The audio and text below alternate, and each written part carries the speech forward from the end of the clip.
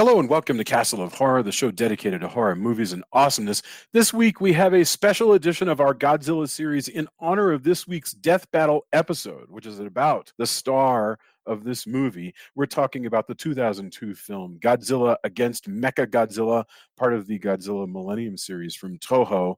Bear in mind, if you haven't seen today's movie, we're going to be talking about it from the perspective of horror fans who have seen it. So warning, spoilers ahead. From Denver, Colorado, I'm your host, Jason Henderson, editor of this summer's Castle of Horror anthology. With me from Austin is Tony Salvaggio, tech director at Rooster Teeth, lead singer and bassist of the band Deserts of Mars, lead guitarist of the band Rise from Fire, and one of the writers of this week's Death Battle. Hello, Tony. Howdy. Howdy.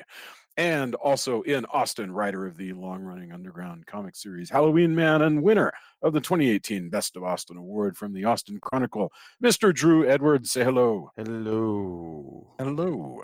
And finally, also in Denver, as always, color commentary, whatever that has come to mean, from attorney Julia Guzman of Guzman Immigration of Denver. Say hello, Julia. Hello, hello. Hello. Okay. Godzilla Against Mechagodzilla, which is called that to distinguish it from earlier Godzilla movies, is a 2002 Japanese kaiju film directed by Masaki Tezuka, produced and distributed by Toho Studios. It is the 27th film in the Godzilla franchise and the 4th in the franchise's Millennium period, and is also the 26th Godzilla film produced by Toho.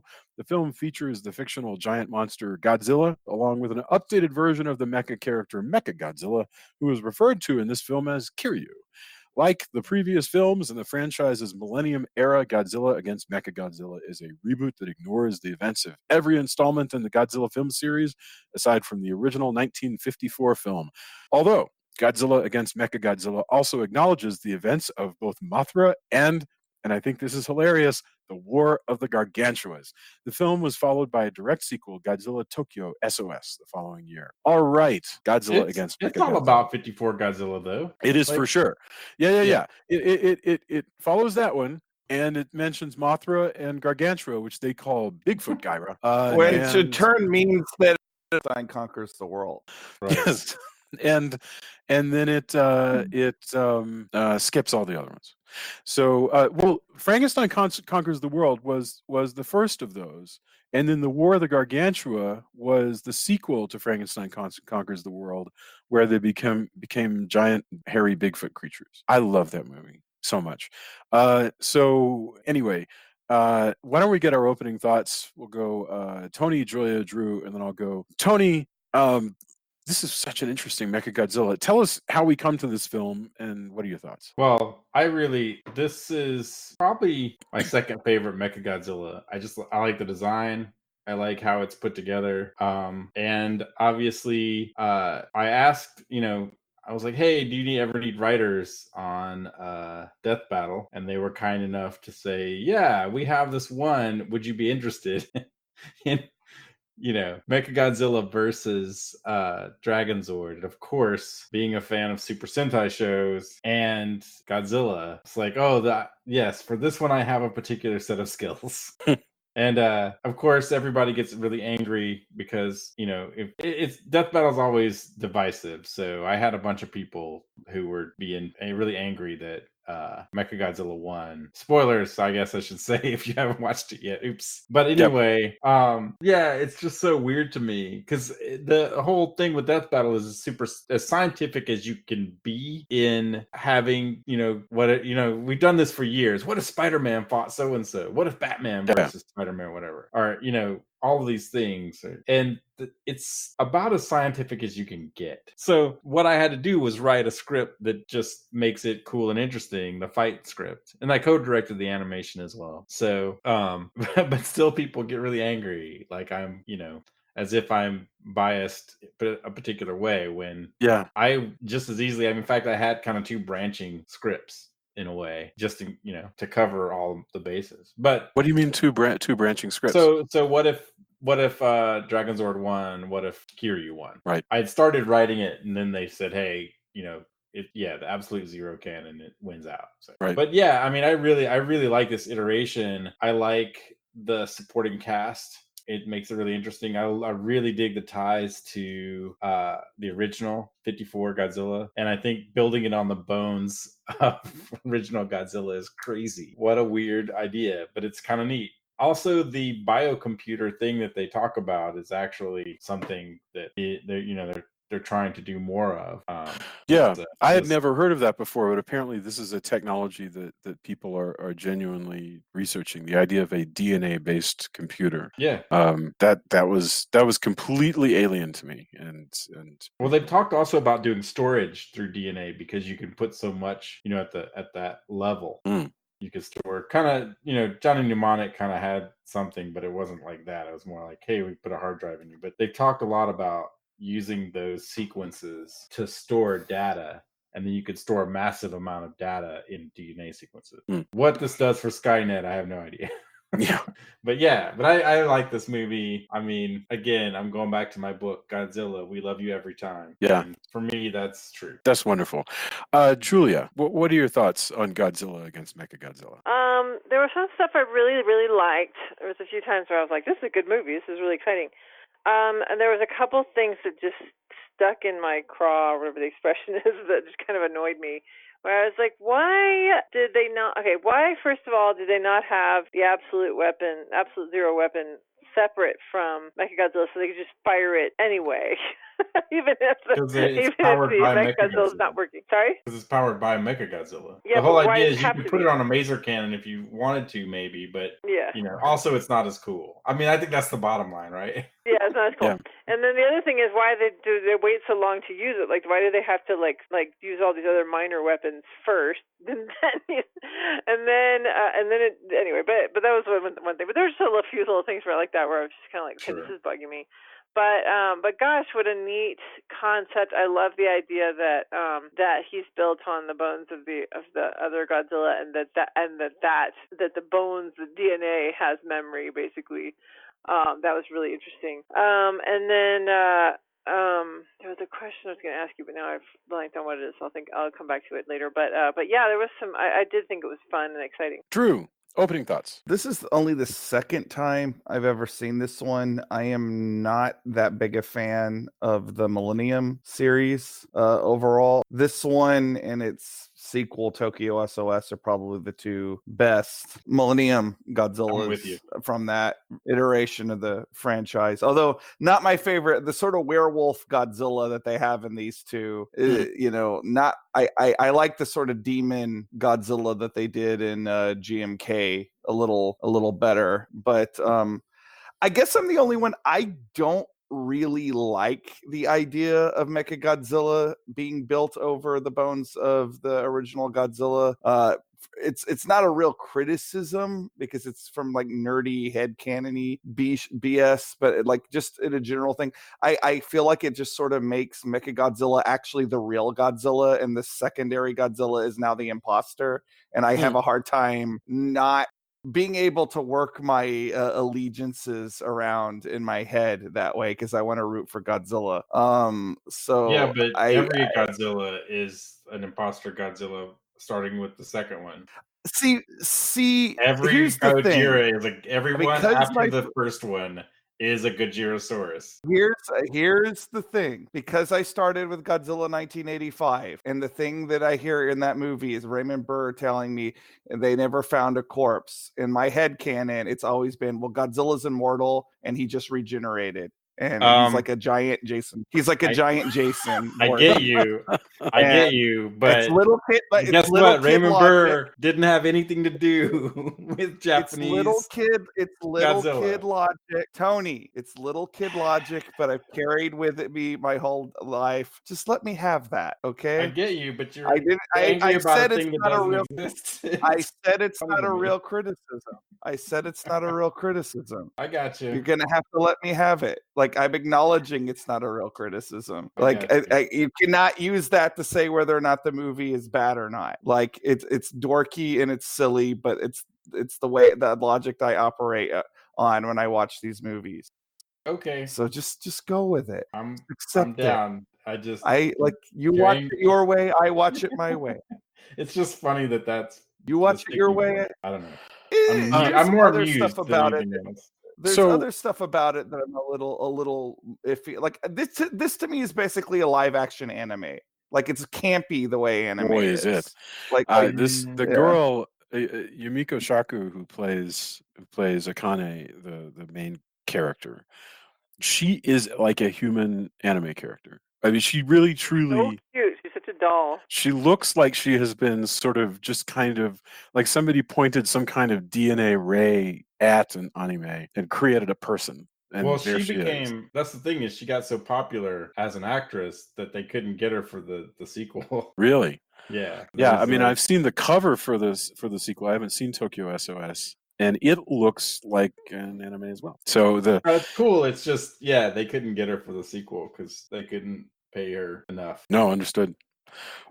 I want to talk first about the World of Godzilla, because I think if you're a newcomer to this universe, if kind of you're vaguely aware that there are Godzilla movies and they're about a giant monster, I think it's deeply confusing that there's so many continuities, and this is why James Bond, which has been around since 1962, has never bothered to only recently have they grappled with continuity a great deal, and it's so that they could avoid just the confusion from somebody who just wanders in just to watch one of them.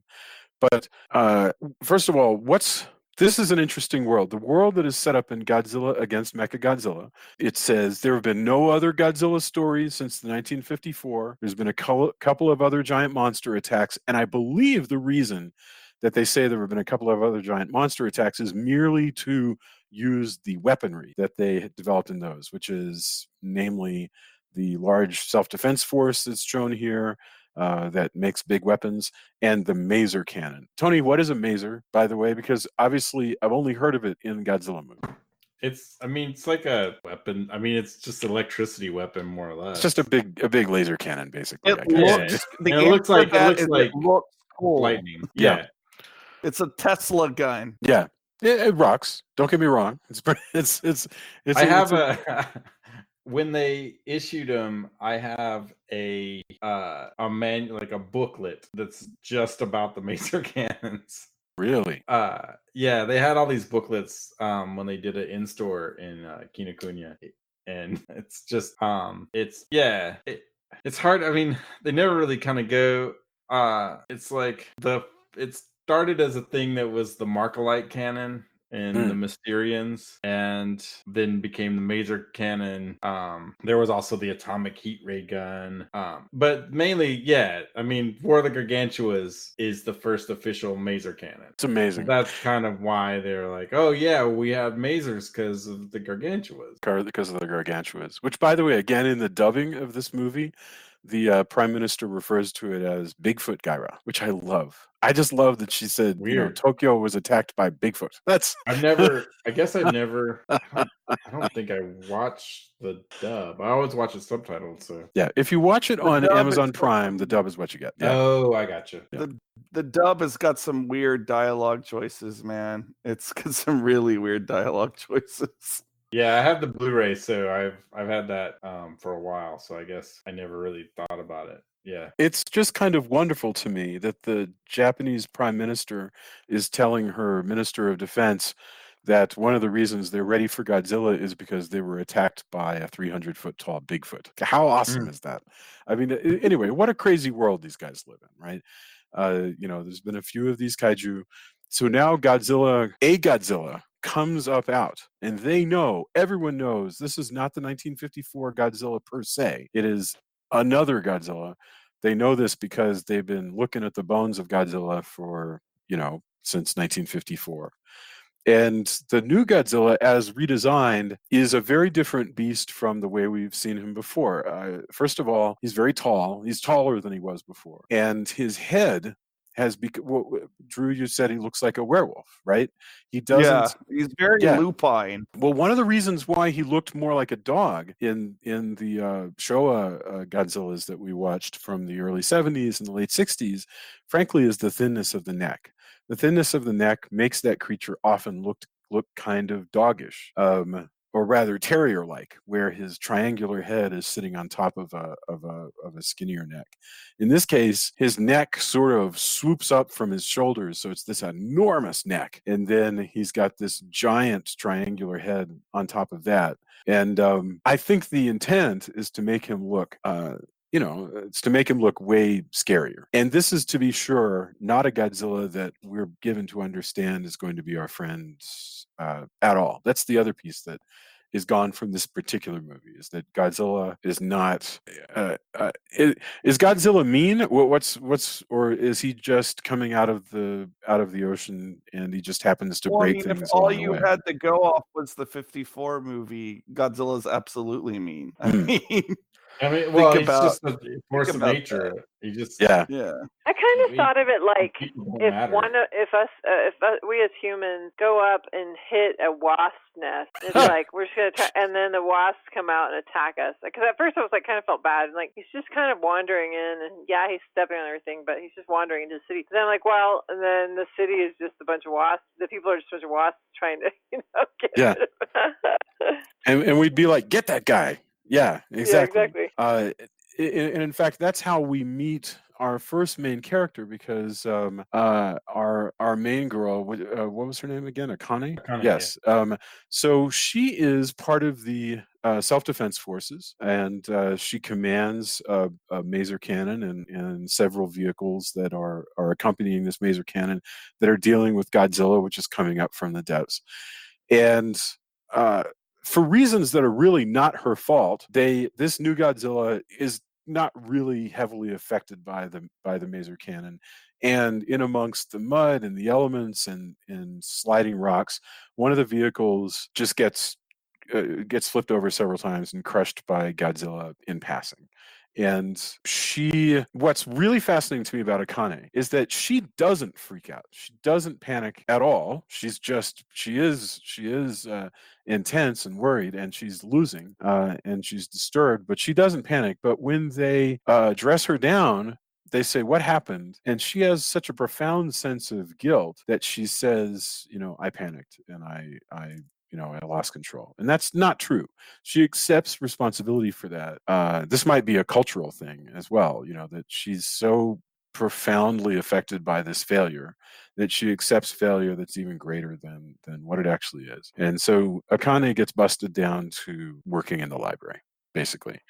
And so she's been publicly shamed and blamed for the failure of the self-defense forces to fight off Godzilla. And so then, Has the character been in anything else? As what? Has she shown up before this in any No. other movies? Oh, no. This is Very interesting character. Yeah, no, she's cool. Yeah.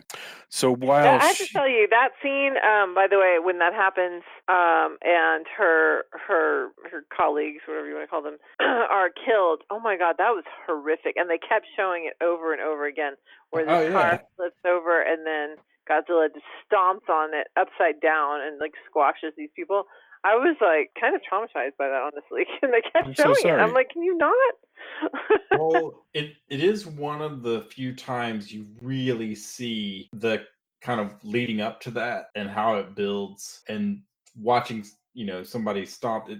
A lot of times in a Godzilla movie, it's kind of pulled back, and you see him destroy a train and stuff like that, but it doesn't feel quite as real, because of the way it's built up and the way they've edited it. Like, there's a lot of great stuff in this film, but it feels more abstracted a lot of times. And because this is a small vehicle with just a couple guys upside down. Being crushed is a horrible death, and it comes from above, and by this enormous thing that they're sort of powerless to stop. As much as I enjoy kind of the more recent Godzilla movies with their the embrace of modern technology, like it is cool to see like this particular style of special effects but updated, and how convincing it can be if it's done with enough ingenuity. I don't know. I really think the special effects in this movie are, for the most part, I mean, their attempts at actually doing CG may be spotty at times, but the miniature work and the animatronic work in this movie is really awesome. Yeah, all the things where they're pulling, they connect to Mechagodzilla. All of the fighting and the city destruction is really great. There's a few kind of scenes where they made Mechagodzilla Kiryu more agile, And so occasionally that gets a little wonky. It's not as well composited maybe as other things, but the maser effects look great. The absolute zero cannon, all that stuff looks cool. The fights look great. I really like the mix of practical. I do kind of miss that, and I think this is probably one of my top. I think the studio is kind of at the top of its game in the mix of miniature and how they filmed everything and how the practical effects work on this. The practical even if effects it's not do my look favorite. wonderful. Yeah, even if it's not my favorite Godzilla design, I still like 84 Godzilla. It looks cool, and all the fights look really great. There's a moment. Well, I actually want to save some of that the special effects talk for when we get to the fight, because there was one that I wanted to point out, but I'll save it. We meet our second main character, which is Tokumitsu. He's a scientist, and he's been working at a university on was it actually in the death battle script where they said that they could only call it something like cyber necromancy, where he's that's the term and that was a pretty good term. Yeah, I was in the meeting where we were talking about that, and he's more or less because that. this guy's Arthur C. Clarke had the statement that technology eventually would be so far advanced that it was indistinguishable from magic, and this guy has technology to be able to basically bring old creatures back to life and combine them with new DNA and bones and so forth, which is very Jurassic Park, actually, also, when you think about it. But only better because they're cyborgs, right? So he has an idea to build. Basically, the diet of Japan authorizes the spending of sufficient dollars to create a giant anti-Godzilla weapon. And what they decide on using Tokumitsu's technology is the ultimate anti-Godzilla weapon would be another Godzilla, but one that they could control. And so what they do, and this is Which the kind of thing. Also a nod to the original Mechagodzilla, who starts as a Godzilla. I don't remember that. The original Mechagodzilla is Godzilla, like a fake Godzilla. Oh, right. Yes. And then he gets right. So it's a nod. It's a kind of, hey, what if we did that, but it's different? It's nods all the way around. Because to begin with, that they go, hey, don't you remember back in 1954, the way the original Godzilla was killed was because Dr. Serizawa set off the oxygen destroyer, and it left behind the big Godzilla skeleton, which they have now moved close to a giant picture window, so all the scientists can look out at it, which is awesome. That is so cool. Yeah. They open it up, and they're like, or like it's a moving elevator that they're on, and they come down by this enormous Godzilla skeleton, and they're like, take a look, gentlemen, that's what we're going to build our enormous robot around. And it's wonderful. I mean, this is like the kind of just gaga, this is like Marvel Comics level crazy to go, yeah, Shield we're gonna totally do that if they could. Yes. If Galactus fell to Earth, that Shield would make a robot out of it. Absolutely. Or in fact, they would make. We should write that story tomorrow. Oh man, Mechalactus. Oh man, yeah. So that's what they've been working on. So our guy Tokumitsu and his precocious daughter, who talks to plants because her moving plant is inhabited by the spirit of her dead mom. They go to the big shield complex. I can't call it anything else. The self-defense forces place where they're making a giant robot, and they work on that while Akane works on being pushed around by the other pilots who are mean to her because she took responsibility for the failure of the maser technology to stop Godzilla. And that's great stuff. All of that's great, because she's got these very human interactions. And I want you to remember, as we're watching this, just think back to all those movies we watched that were shot in the late 60s and early 70s, and how they were really hit or miss as far as all this human interaction, like whether it made any sense or was interesting at all. This is interesting. I'm down with this. We got the scientist guy, he's working on the thing, and we got the pilot girl, and she's dealing with bullies and blah blah blah. And it finally comes time to test out Mechagodzilla, and the way that it's going to work was a complete surprise to me, because I thought not knowing where this movie was going to go, I thought, well, obviously she's going to ride in its head, right? But no, the way that they're dicking with us, the way it works is, in fact, no, she's going to ride in a jet over Mechagodzilla's shoulder and control it by remote. And I have to say, I love that the jets can just carry Mechagodzilla around. Yes, Just super funny. they are so powerful. Yes, that was like the thing I think impressed with the. I don't want to make this whole thing a dissection of Tony's death battle episode, but the fact that they estimated how much Mechagodzilla would weigh. Right. Dude, all of that, when I was in meetings and the researchers are great because I have forgotten so much math that I should know. Mhm. And to have somebody give me a spreadsheet full of what, megatons and Yes. kilojoules and whatever other, how much TNT of this blast or that blast was just amazing. And I wish, I want to be able to tap a team like that anytime I have like a comics related question. Like, hey, I need to do this thing. How much, what's the calculation on this? Yeah. So, I know it doesn't matter to people who, if they, their favorite doesn't win, but I will have to say that as far as, and people argue whatever, but as far as actual research, I knew it was done, but I didn't know to what level until I worked on this episode. Yeah. Crazy. Yeah. No, it blows my mind because they figure like if one of these, if the Dragon Zord can be thrown and smashed through a mountain, then that means that he's powerful enough to smash through a mountain, and so they have to figure out, well, what kind of power does it take to destroy a mountain? And that's astonishing. That was just really, really cool. Yeah, in this case, as Julia pointed out, you have these two vertical takeoff and landing jets that are able to lift this, Mechagodzilla, which they unveil it by bringing it up to ground level because they've been building it underground.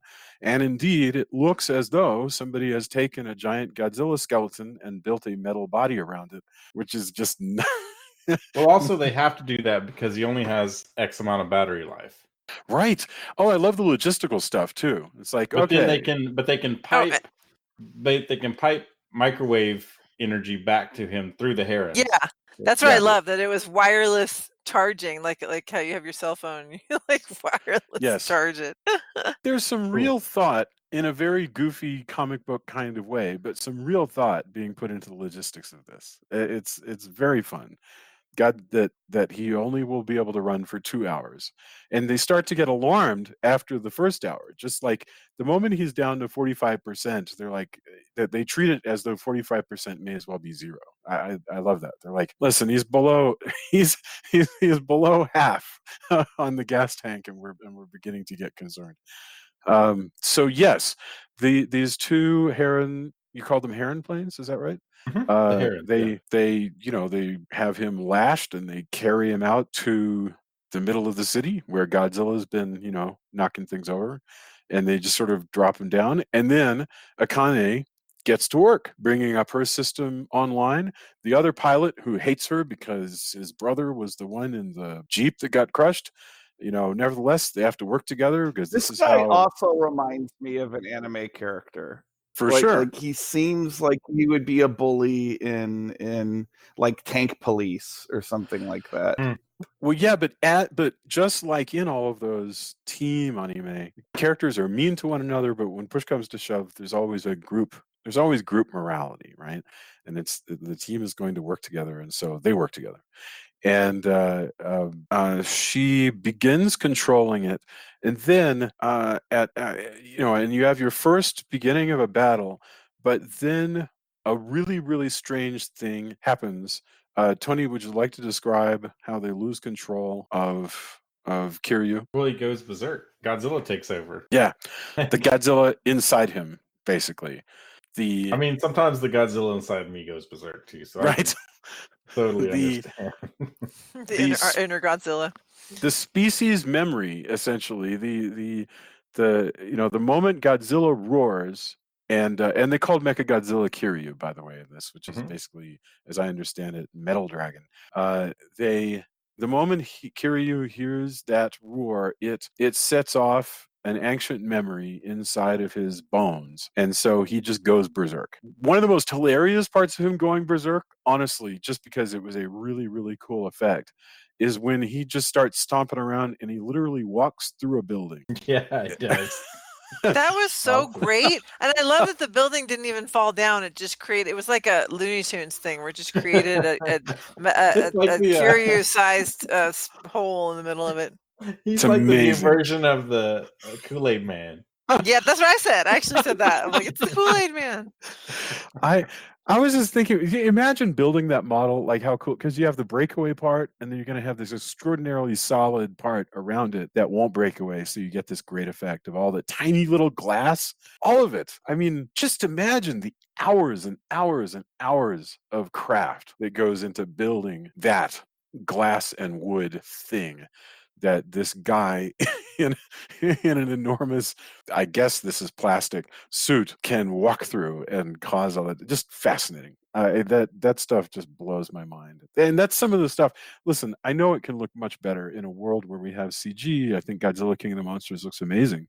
But I do feel a loss for the sort of gee whiz joy over watching craftsmanship, like you see here. Oh, it's amazing. So they have to wait for him to run down because he starts stomping stuff and blowing things up and shooting his missiles. We do get to see all of Godzilla's various weapons. I'm sorry, Mecha's various weapons. He's got regular rockets. He's got guided missiles, and he doesn't get around to using the big Sub-Zero weapon. Yeah, he's also got like rail guns on his arms. Right. And yeah, right. I was thinking he has this extra pair of cannons that are like in a sort of a big, differently colored blue shoulder harness thing, which I love. It's neat that Mechagodzilla is modular. That's cool. Eventually, he also has drills in his hands. Oh, really? Yeah. I'd forgot. Oh, wait. And eventually he has a katana. That was kind of cool, too. Oh, yeah. He has a sword in his thing. That he can shock you with. A That's sword the great that's also a taser sword. thing. Move over, Optimus Prime. One of my only things about the death battle is that we had to cut it down, my original script, and because of time and resources. So there was like an intro, and also there was a whole drill hand fight that had to be cut down, and I was really sad about that. Because it would have been really cool. Yeah. But yeah. Because they gave me a chance to play with this stuff. So like he doesn't in the death battle thing, he doesn't ever do this in the movie, but I had him punch, and with each punch he shoots the rail guns, which is what I would have him do. Right. So when I got to do that, I'm like, oh man, just think if you could punch, but then your punches were also guns. Yes. That would be crazy. And why wouldn't you do that if you had railgun hands and were a giant mecha robot? Right. But yeah, because that never happens. I'm sure somebody at Toho is probably appalled. But anyway, he's cool. I was just thinking about something about this particular iteration of Mechagodzilla, and it is oddly similar to they couldn't call it Mechagodzilla. It was called Cyber Godzilla. But on the cartoon, they spun out of the terrible Matthew Broderick starring Godzilla movie. Yeah. Pretty good cartoon though. They had Cyber really Godzilla. Good. Yeah.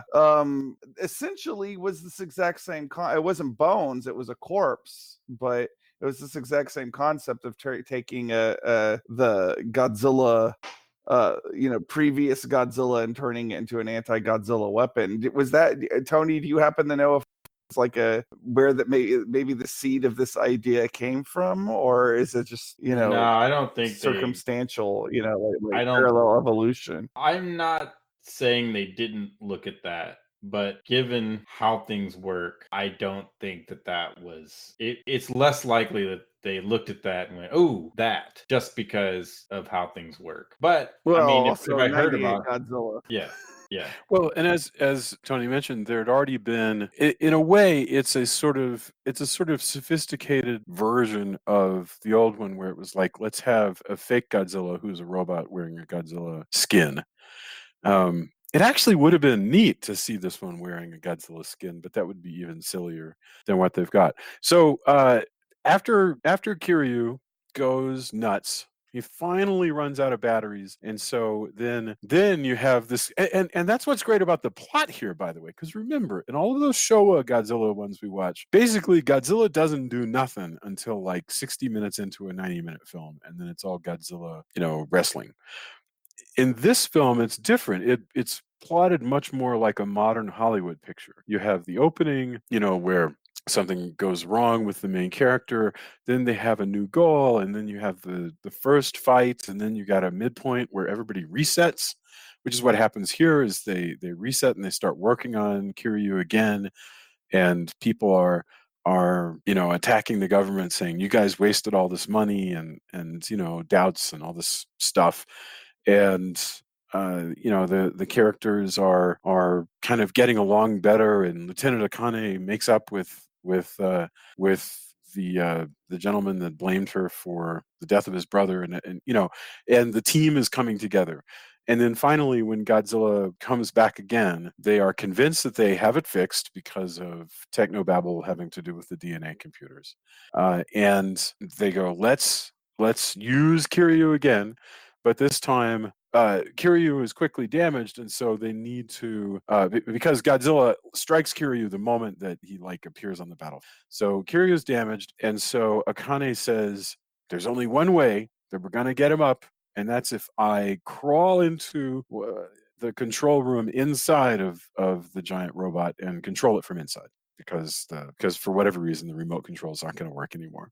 Now you finally get what you always wanted to see, which is her in her anime outfit with a helmet and sitting in a control room and driving around a giant Godzilla mech. Oh yeah, it's awesome. It's really fantastic.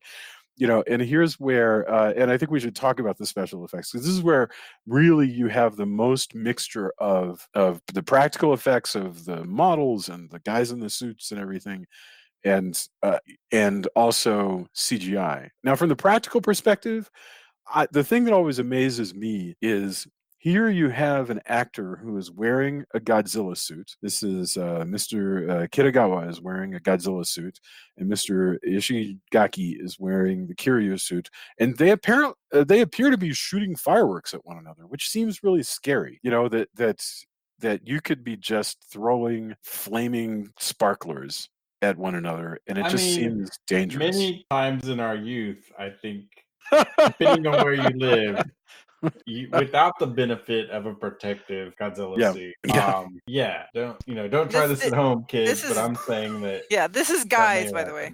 Yeah, guys are the ones doing this. Right? No, girls did not shoot each other with things mostly. Wait. You're saying you didn't endanger each other by shooting? She may well. I mean, most of us did not. I'm not gonna speak for all women. I'm sure we will hear from listeners who are like, "Well, we did, boy." I just said most of us. No, I got you. I'm just. But I mean, I'm also giving the benefit of the doubt that maybe teenage boys aren't the brightest when it comes to things like this, and myself included. True. If you and I had big Godzilla suits that we could wear, and we also had these special Roman candles that would shoot out from our shoulders and then curve around and then fly towards the other guy, I mean, yeah, sure, I'd use that. That sounds. I mean, it sounds, because boy, it looks amazing. I think it's probably likely that somebody's worn some kind of suit and just shot real bottle rockets at each other, thinking that suit would be. I just growing up in the country, all manner of things happen. And also probably many more people went to the hospital for various burns. So first of all, what did I do with bottle rockets? I found that if you were going to put a bottle rocket inside of a mailbox, it was best done if you removed the guide stick, because then it just would go bing, bing, bing, bing, bing, bing around a lot, whereas the guide stick would cause it to just get stuck.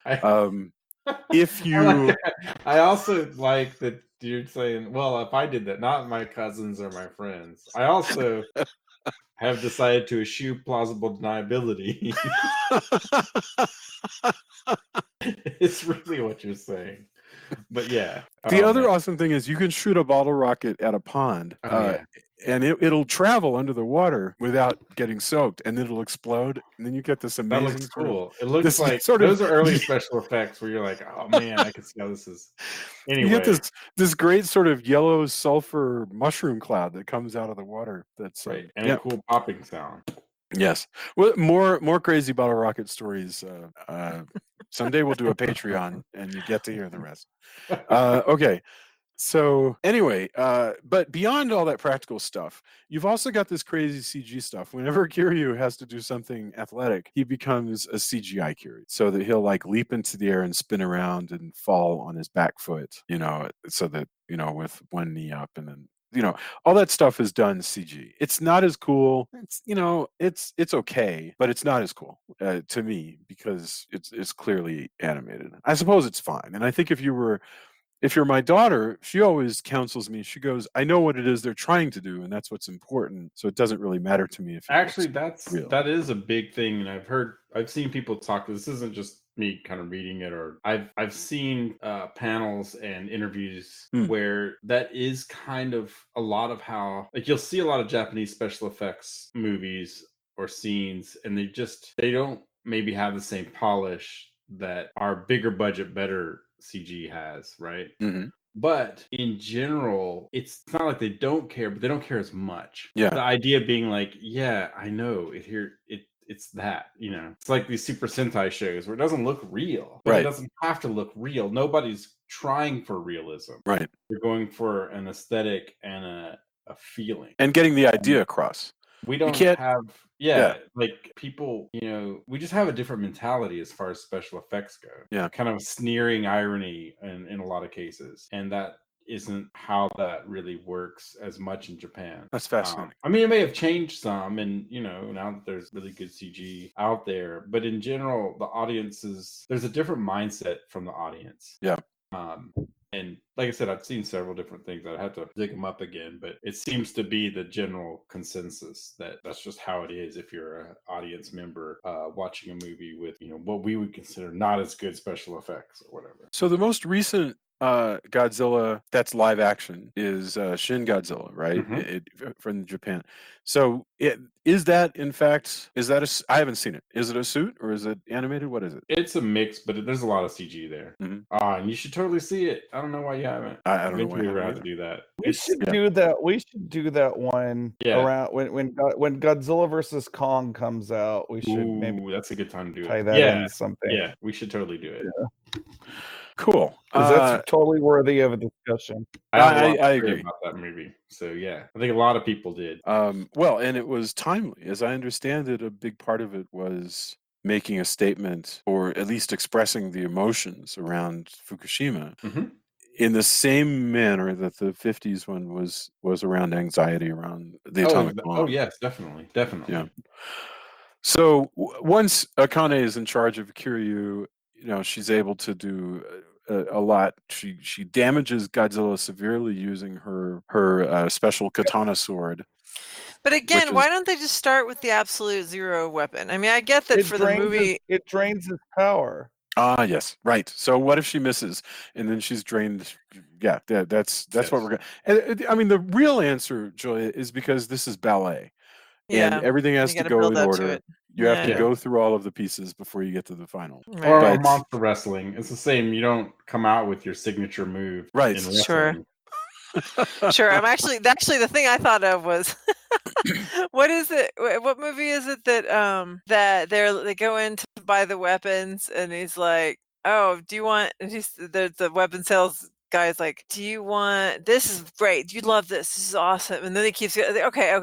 No. This is really and he keeps like bringing out bigger and bigger weapons. I don't remember what movie it is now. You might be thinking of Terminator 2, honestly. No, it's not Terminator 2. It's a more recent movie where I want to say it's one of the Avengers movies, but I don't know. But anyway, and they're just like, we'll take all of it. In the end, they end up taking all of it. But he just keeps going, oh, okay, you want the mother, like the mother-in-law killer or whatever. Like, but he just keeps going. And I'm like, why didn't he just bring out like the most expensive thing first? Well, why does any salesman not bring out the most expensive? Exactly. Yeah, that all makes sense. But yeah, I think really in the same sense that the heroes have to, in Marvel Comics, heroes have to fight when they first meet.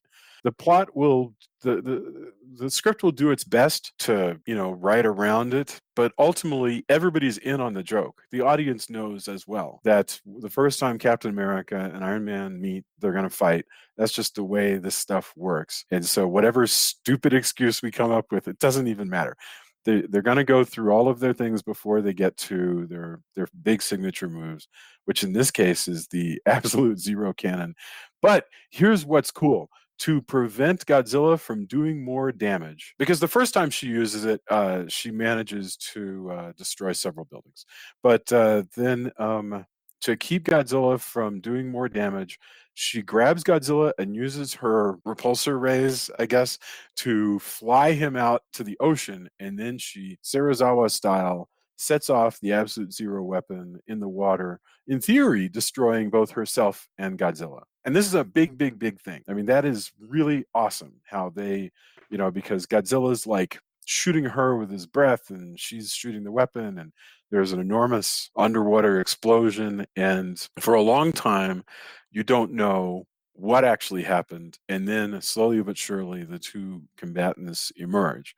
Godzilla is gashed across the chest in a way that we've never seen Godzilla be hurt before. He's just like, he has this huge gash there. Well, this version of Mechagodzilla really thrashes regular flavored Godzilla around. And like, honestly, like, again, kind of going off of what I was saying in opening thoughts, because he is effectively the original Godzilla, and also because he's sort of the hero of this movie. Yeah, I kind of root for him in a way that I don't root for any of the other Mechagodzillas. Like, well, I mean, you're supposed to. You're supposed to root for him.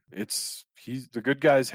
In this one, Godzilla's a bad guy, and Kiryu is the good guy's big super weapon. And the baby, the kid, actually seems to think that it's their protecting spirit, basically.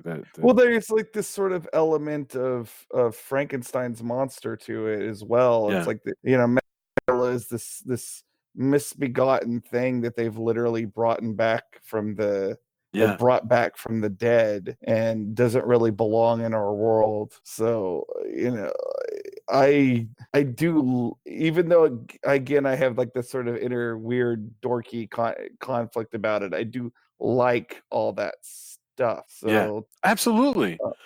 I mean, and Kiryu's lost an arm, and they I can't remember if they make it back to land or if it just sits there in the water. But regardless, it's a happy ending. That's they've been successful. She gets out and stands on its shoulder, which is great. Again, anime. So anime. Absolutely. That is so neat.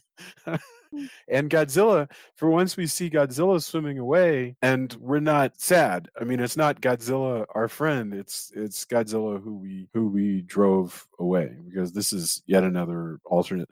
I mean, I'm fascinated by the fact that because the Japanese have been watching Godzilla movies come back every like 6 months or so, and it's always in the same manner that children might go to one another. Okay, this time let's pretend X. And in half these movies, including this one, it's let's pretend Godzilla's bad.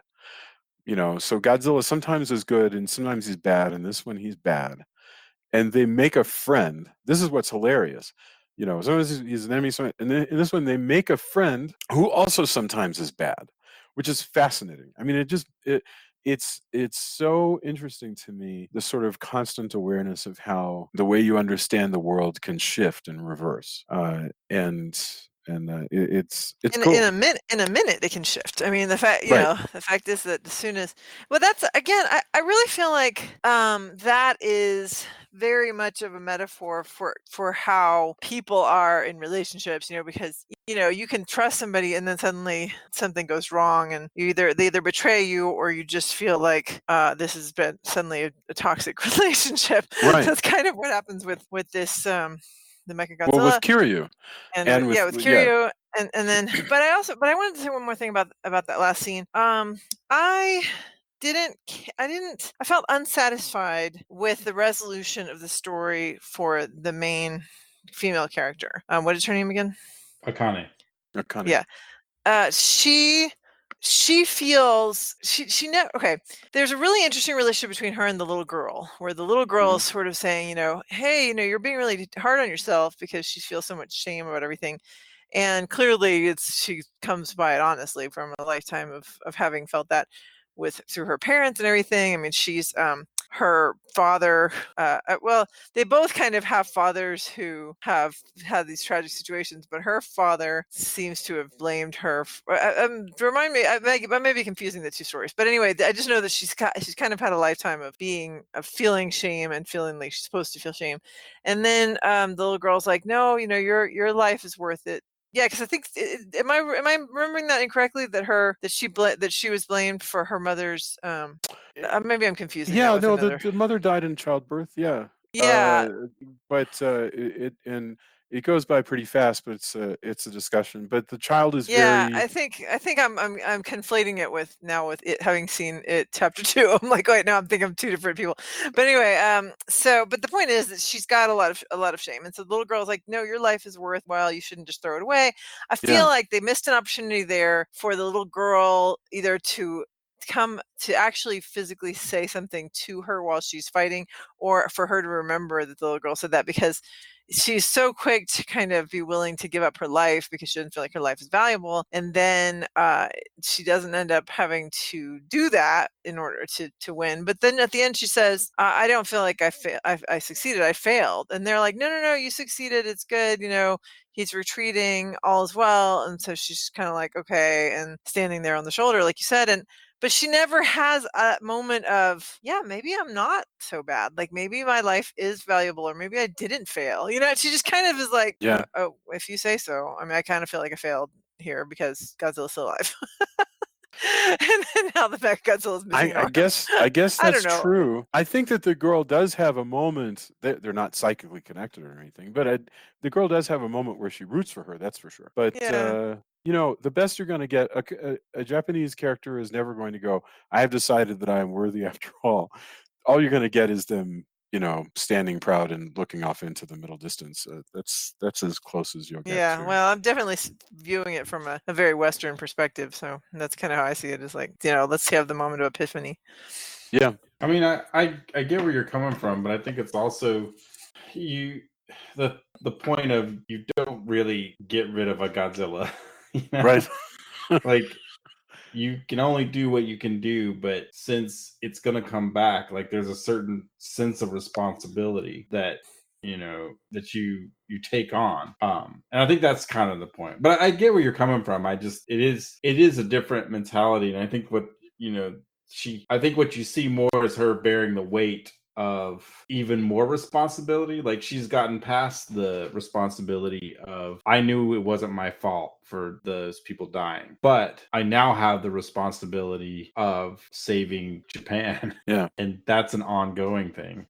Mm-hmm. But no, I totally hear where you're coming from. I viewed it as different because I think her mindset is, I was unable to protect, there's still massive destruction, and there's a distinct possibility, and of course we know that it is going to happen, that Godzilla will be back. Right. And I don't know, but I hear you. And the necessity of this movie series is such that she can't get that particular victory any more than Laurie can actually kill Michael Myers at the end of the amazing reboot of Halloween. In the end, the one thing that she's not going to be able to do is actually stick around to make sure he's dead. Failure is inevitable. All you can really do is just sort of bring the play to an end, and he'll be back later. And by the way, that was still very strange that she looks down at Michael Myers and goes, well, I guess he's gonna burn, and off they go. So here yeah, right. Yeah. So, and that brings us to the end. I know there's probably a lot of stuff that we skipped over, but that's by and large the story. We talked a little bit about the World of Godzilla and the redesign, and the redesign of Godzilla and the redesign of Mechagodzilla. I love, by the way, Godzilla's electrical powers, sort of. how lightning kind of strengthens him. So when struck by lightning, it sort of zips up and down those dorsal fins of his. Oh, yeah. I love the color. This Godzilla is kind of red and black, basically, and it's he's neat. It is really cool. I agree with Drew. It's not my favorite. I think my favorite is still that the Godzilla 85 or 84 version, but this is really a very interesting Godzilla character. Well, he's very bulky. Yeah. Like, Yeah. especially compared to the previous the Godzilla from the previous series, who was a little more, I mean, he was still bulky, but like his head was more streamlined. He had a thinner neck. I gotta Like, watch this- the Heisei series and see what those are like. We should do some of those at some point, because those are some of my favorites. Yeah, I mean, a lot of people say that they're favorites, actually, because one thing that's different here, this was an experiment. The Millennium ones, they deliberately started over and over. It was more like an anthology series. This one and the next one are connected, but generally they started over every time. Not so in the Heisei series that began with Godzilla 1985. Those connect for the better part of a decade. And they're all one storyline, reintroducing everyone. So, gosh, all right. Well, let's get our final thoughts, and if there's anything that I failed to call out, let's make a mention of it. But it was Tony, Julia, Drew, and then I'll go. Tony, Godzilla against Mechagodzilla. What are your final thoughts? Yeah, I really like this movie. I mean, obviously, like, yeah, no surprises there, I guess. I just think it's the human parts of it are done really well. There's a lot going on, and the fights are also, it's well balanced. I think the fights are well balanced. The idea of a Godzilla DNA computer is really cool. The kind of berserker mode Mechagodzilla is interesting and does something different. Yeah, I just really enjoyed this one. This is one. I saw it. I don't know if I had the DVD. I remember going to a friend of mine's house who also enjoys Godzilla movies and putting this on because he's got a really awesome stereo. And this one really brought it back for me.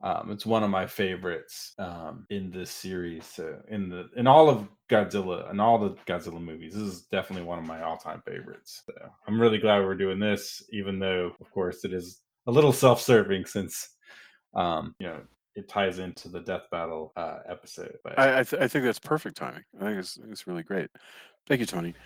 Julia, what are your thoughts? Well, I think the effects are great. That's one of the things I really liked about it. I just felt like I got really into, especially when we watched some of these older films where it's just these guys. It's clear that these guys are in suits and they're jumping around, and that's all fine and good, and it has its place.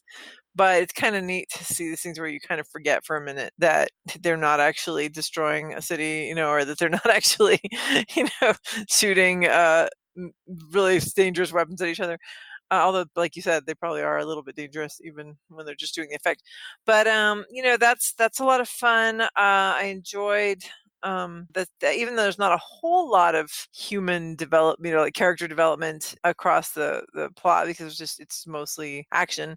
But to the extent that there was some, I thought it was well done and interesting. And yeah, there's definitely a lot of terror as far as the kinds of things that happen. Like, there's so many people, so many buildings. I recognize that they evacuate a lot of these cities, so presumably the buildings aren't full, but some of these buildings get destroyed. So many. Oh, and the effect of the absolute zero effect that when they have it used on buildings is really cool. It reminded me of Disney magic. It was just like, vanished.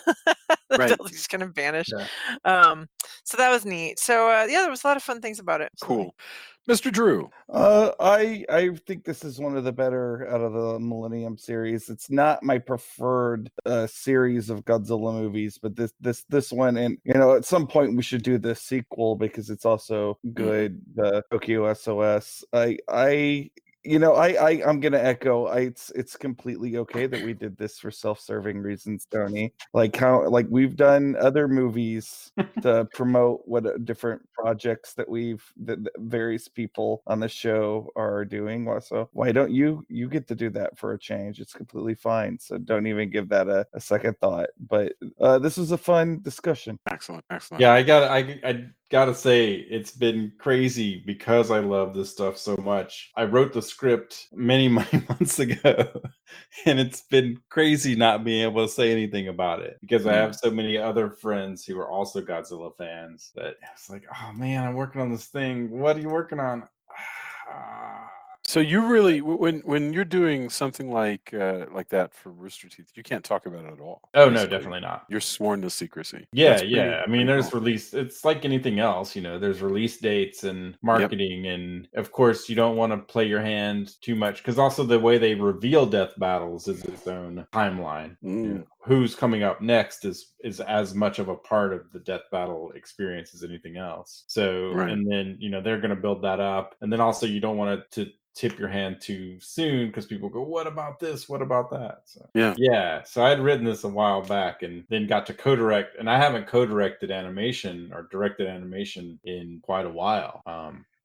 Probably not since I was lead animator on a project or two. So getting back, and the team just did an awesome job. I have to give a shout out. Christina, who is my co-director, Ben and Tack, who were co-writers, and all the researchers. There's a ton of people. I don't want to accidentally miss people, and all the animators, because I also got to co-direct the mocap shoot, which I actually did capture while somebody was in the suit.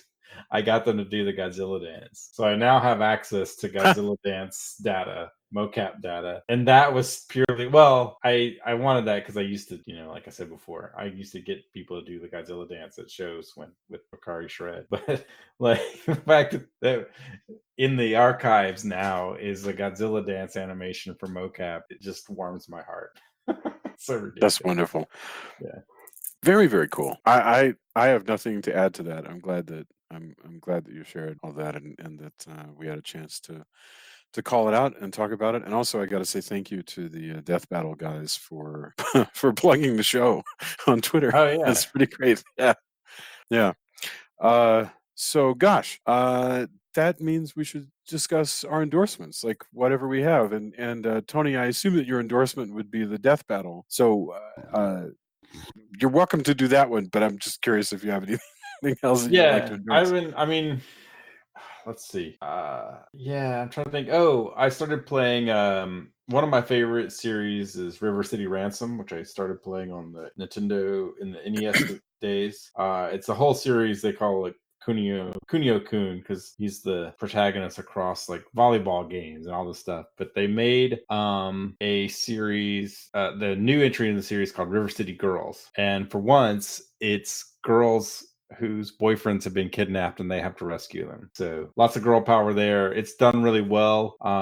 Rem, who we knew through Tokyo, working for Tokyo Pop, did the cutscenes and a lot of the designs. She's awesome. Her art is really good. The soundtrack's really great.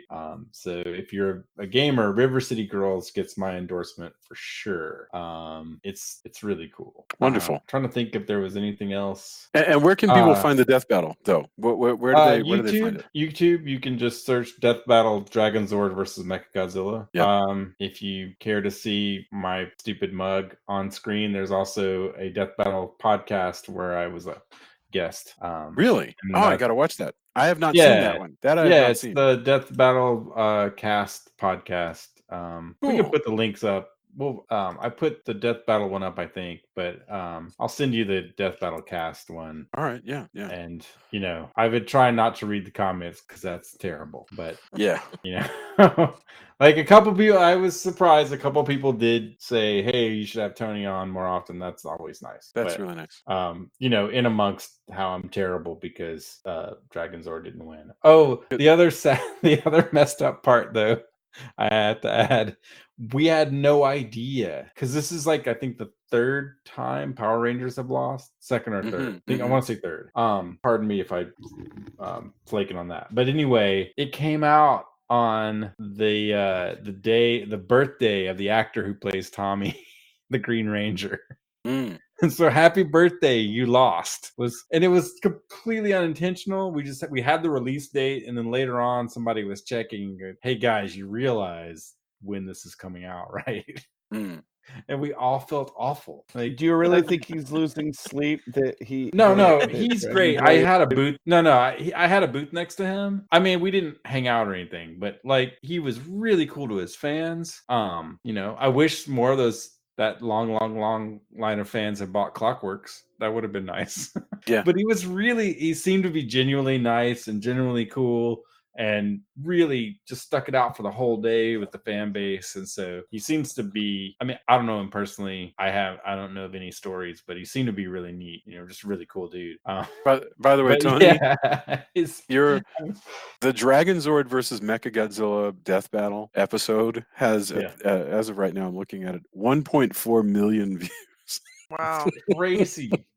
I mean, I'm tangential in a way. I mean, I did the writing, but I didn't write the early script. I wrote the fight part and co-directed. Mm-hmm. Like, this isn't, we have a whole team of awesome No, people. I get that there's a team. I'm just saying that's 1.4 million views. Yeah, I mean, I do. It is weird because I have much more personal things, like a Desert to Mars video with like 2 views. Sure, I'm with you. Compared to this thing, it's like 1.4 million. I'll take it. It's cool. I mean, I hope people are enjoying it. But it's such a weird thing when you have your personal projects that do whatever they're gonna do, and then it's they've built a really awesome brand. All of the team on Death Battle are very passionate and have built this from scratch. So it says a lot for both how their fan base is and their community, and then the passion that they brought over. I mean, it's been going on for a while, for years. So that really is. I mean, I'm kind of just person who came in to just this one episode. Everybody involved has been building this, and it's really cool.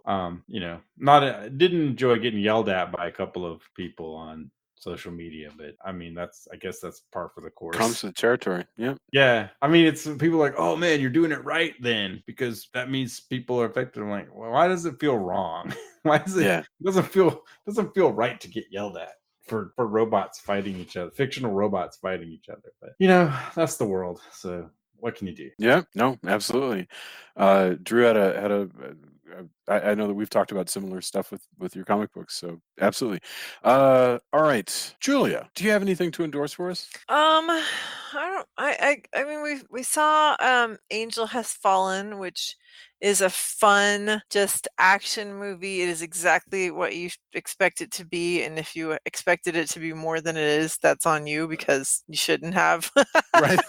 I mean, I think that is a fun movie to watch. It's on a big screen. If you like to see things get blown up and magical like ability to avoid being killed on the part of the the main character and who he's protecting. But it's not, it's just another awesome action movie with Morgan Freeman as the president, and Gerard Butler as the awesome Secret Service agent. And it's fun. It's a super fun movie. And then we're going to talk about it Chapter 2 coming up here soon, so I'm not going to say too much about that, but that was very, very scary. Good. Drew, what about you? Well, speaking of loving traditional style special effects and keeping that art form alive in our modern times, I haven't finished it yet, but I have just been ridiculously impressed by Dark Crystal Age of Resistance. It is so good. Like every theme of that show is a work of art, and like the writing is so much better and sophisticated, frankly, than they could have coasted on nostalgia and probably would have been fine. But they actually have written something that has a lot of complex ideas and stuff that is unfortunately very topical about racism and classism and the way our modern society is set up. And it's got a level of political intrigue that for something that's nominally a kids show might surprise people. So like I really have just been loving the hell out of it, and I can't, because I put it on because I like most people in my age group, I like the original movie, so I was curious about it, but I really wasn't expecting to love it the way that I have. So like really just can't recommend it enough. Yeah, no, it's really good. I'm with you. Fantastic. Thank you. What would I endorse? I mean, Joy and I have been watching more or less the same stuff. I do want to mention I've been listening to a podcast now called Running from Cops, which is on its like 6th episode now. And it is a podcast that looks at the curious history of cops, which is like one of the most long-running television shows in American history, and about how it's changed people's perception of what they expect from police, what they think is okay, what they think isn't okay, and also how the show in the end is just a reality show like any other reality show, and uses reality show tricks, and that's okay. That's what reality shows do. But it's just looking deeply into the show Cops and its weird history. Fascinating. It's called Running from Cops, and it's definitely worth a listen. So, Have you ever seen Run, Ronnie, Run? No. What's that? You need to look it up and follow it. The conceit of a guy. I want to say, is it Cross? I had to. But he becomes famous for being caught by cops all the time. Like their own version of cops. It's pretty. Yeah. It's David Cross. Awesome. I'm looking it up. Run, Ronnie, Run. Yes. Yeah. After you deal with this podcast, you really should watch Run, Ronnie, Run. You know what I would like to find, by the way? It's really, especially the parts where they show him their version of cops and he's in it. I don't want to spoil any of the gags because all the gags are really good. But yeah, you should really check that out. That's cool. I saw David Cross's show on Netflix. It was pretty awesome. That, by the way, I was just looking up that, you could just rent it like on YouTube, right? Like a lot of shows, or on Amazon or whatever. I want to find Frankenstein Conquers the World because I've never seen it. Seen War of the Gargantuas 1,000 times. Never seen Frankenstein Conquers the World. Frankenstein Conquers the World is great. Yeah. I really For the listener who doesn't know, Frankenstein Conquers the World posits that Japanese scientists steal the heart of the Frankenstein monster and carry it back to their lab, expecting to work on it at a leisurely pace in Hiroshima. But Hiroshima happens, and what you wind up with is a 300-foot tall Frankenstein monster. So that happened in the 60s, and I really want to see this movie, and I can't believe I've never seen it. And it's not available on streaming so far that I can find. So, if something's out there, I can find it. It's somewhere, but this one's it's gonna be a challenge. So, and that's all I have. If you are listening, if you came in for the first time because you're a fan of Death Battle, Willkommen, come to the Facebook page, join us. If for our regular listeners, we are so thrilled to have you. Please engage with leave us questions. We will totally engage and talk and chat. And it does our heart good to hear from just everybody. It's just so wonderful, really, truly, hearing from the listeners every single week. And it's a highlight of everybody's day when we hear from you. So thank you. Everybody have a really wonderful week and be excellent to each other and celebrate the things that bring you joy. And we'll talk to you soon. Bye, everybody. Night. Good night. Night. Night.